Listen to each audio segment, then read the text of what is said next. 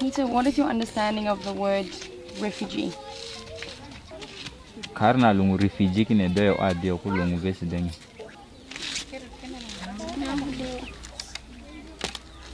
He doesn't know. He doesn't know.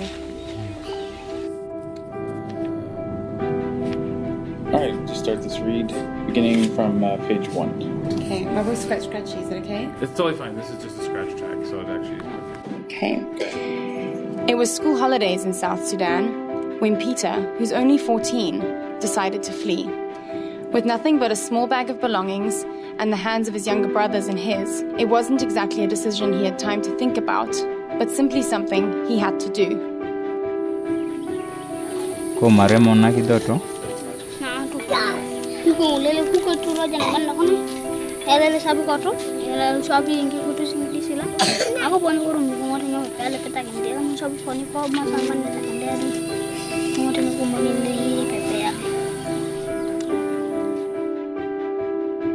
We were on the northern border of Uganda when Peter told us his story.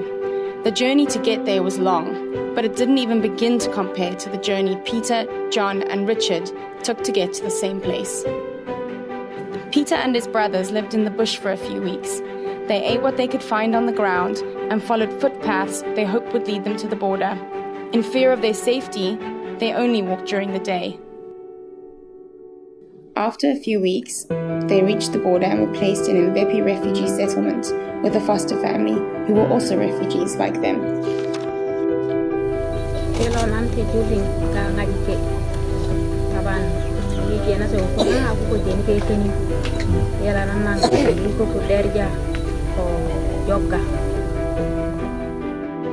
Their story is not uncommon.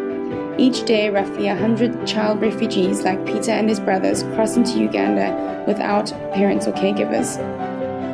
World Vision has registered more than 10,000 of these unaccompanied children, with a third being placed in foster care with families like Agnes's. This crisis is now being called the fastest growing refugee crisis in the world, and children are in the middle of it. Yeah, I'm sure it must be very difficult. Ay ngoteno na dolo ya ukulia kulepe kitu.